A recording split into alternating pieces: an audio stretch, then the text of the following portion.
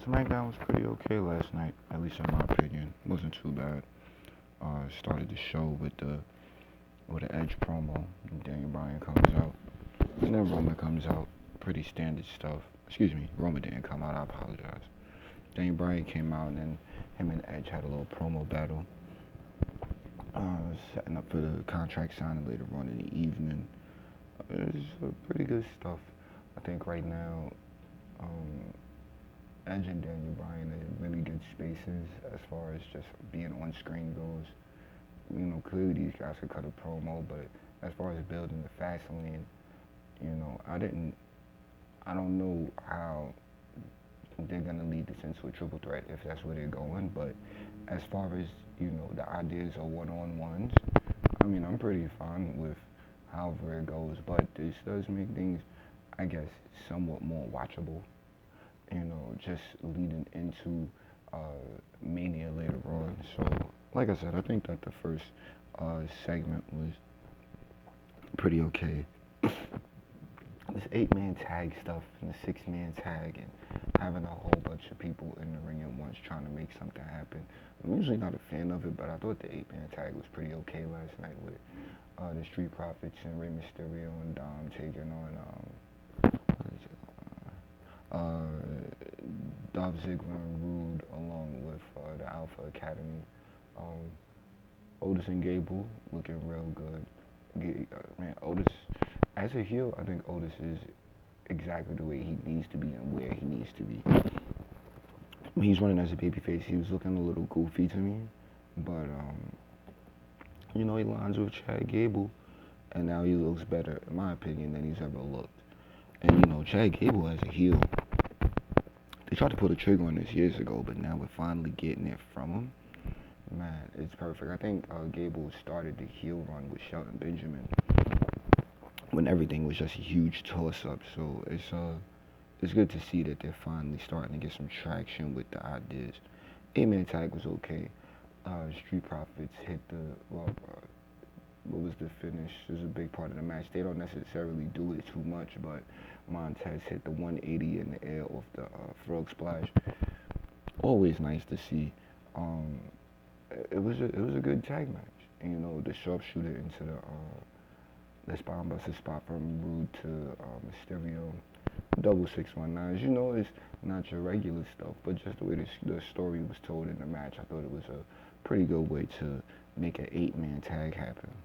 Either way, Buddy Murphy took on Cesaro, and Cesaro and Seth have been uh, setting off a little rivalry for the past couple of weeks now, or for the I think it was Seth's return, and Cesaro was the only one paying attention. But then Seth got mad because Cesaro. Oh, we all know how it's going. So right now, I think that Cesaro is looking the best he's looked.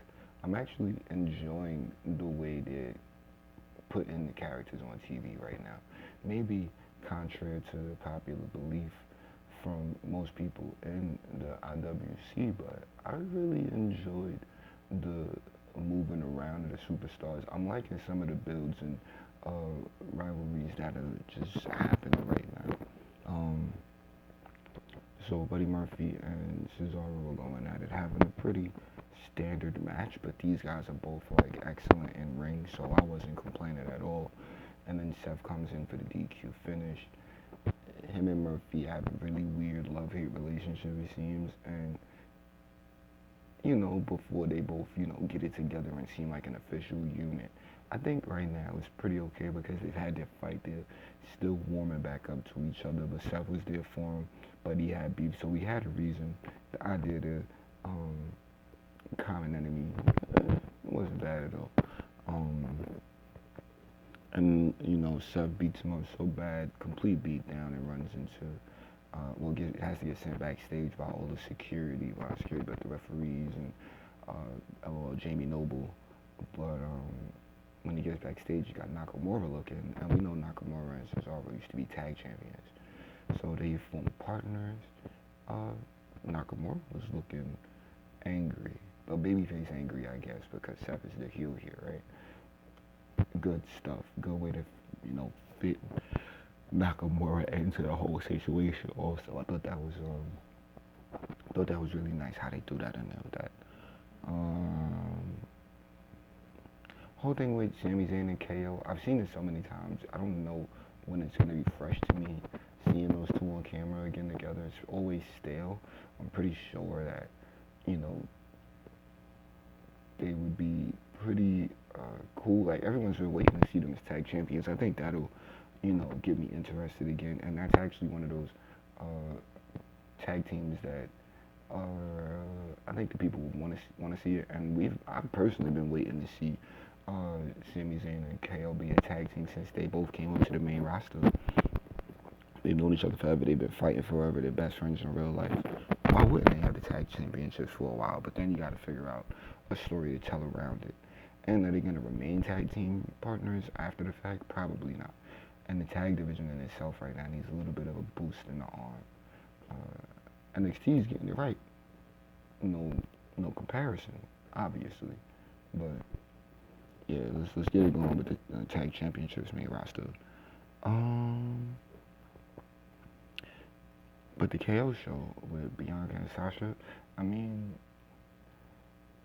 I think we need a little more black girl magic on it. I think we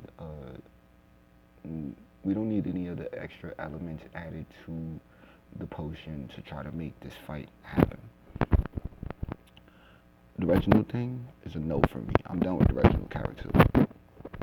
We've seen him in ring. We know he's athletic. It's all nice and well and good and stuff, but he shouldn't be the reason behind Sasha and Bianca going through this form of dissension like this.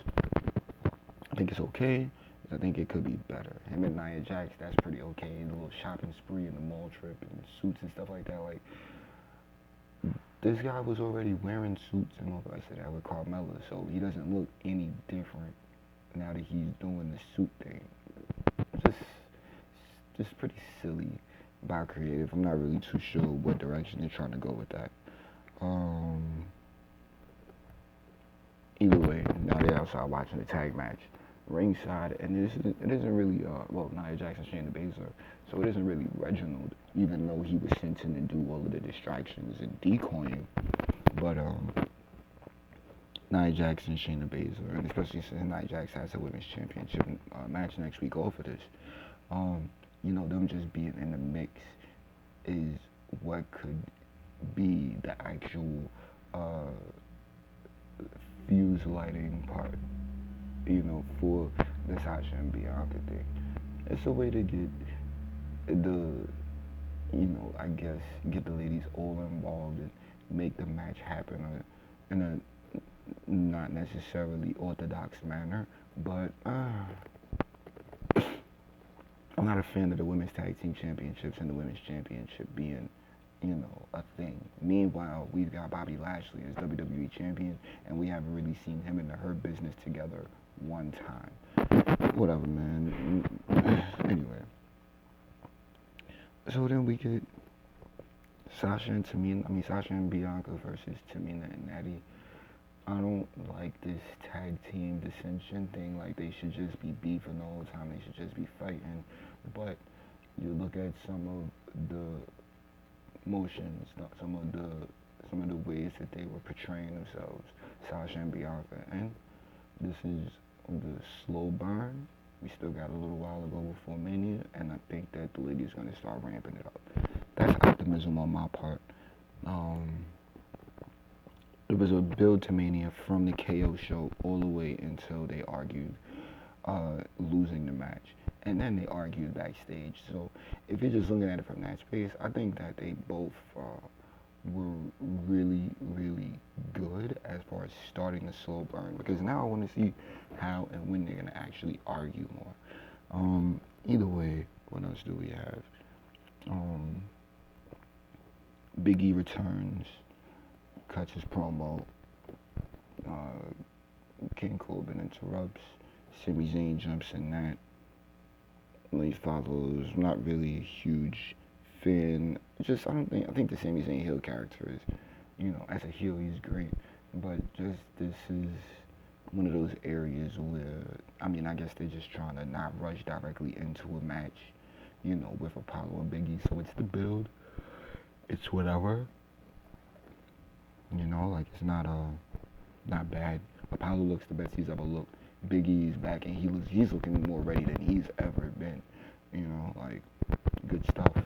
Like Biggie's doing real good right now. Whether he's wearing this New Day attire, whether he's wearing this quote unquote new attire, it's he's doing good, and Apollo is doing great. And that's no comparison to who's doing better. It's just like this is a really interesting segment, and in the season of playing hot potato with the main championship, I don't know who I want to win, but I'm cool with either one of them winning. So now it's gonna be interesting to see how this goes leading into Mania. Good stuff. Biggie won, but Apollo got the beat down at the end of it, and he was standing tall by the end. Alright, cool. And then we got the main event segment with the contract signing. Look, Daniel Bryan trying to get under Roman Reigns' skin. Roman's the head of the table. Daniel Bryan's gonna lose. And that's just how I feel about it. I'm not mad at Daniel Bryan for being as awesome as he is. Or Edge, or Roman, or whatever. And we got the matchup next week with Edge. So apparently it's going to be at Fastlane, a triple threat match. Not triple threat match, excuse me. Apparently at Fastlane there's going to be a special guest referee. Edge is going to be the special guest referee. And we're going to have Roman versus Daniel Bryan. So I think this could potentially lead into a triple threat at Mania. I'm not mad at that. I thought it would be one-on-one Roman and Edge. Wasn't really huge on that. Didn't really want to see Roman versus Edge. Not for any specific reason outside of like Edge just getting back, Roman still needing to continue looking strong.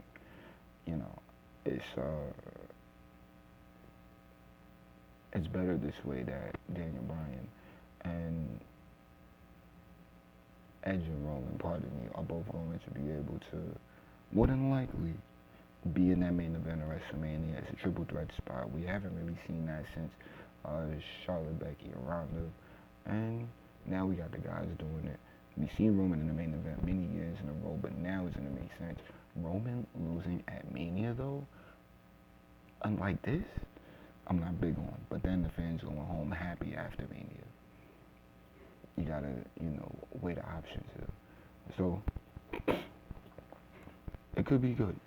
Either way, that was SmackDown for March 12th, 2021. Thanks for listening. I'll catch you guys next time. Peace.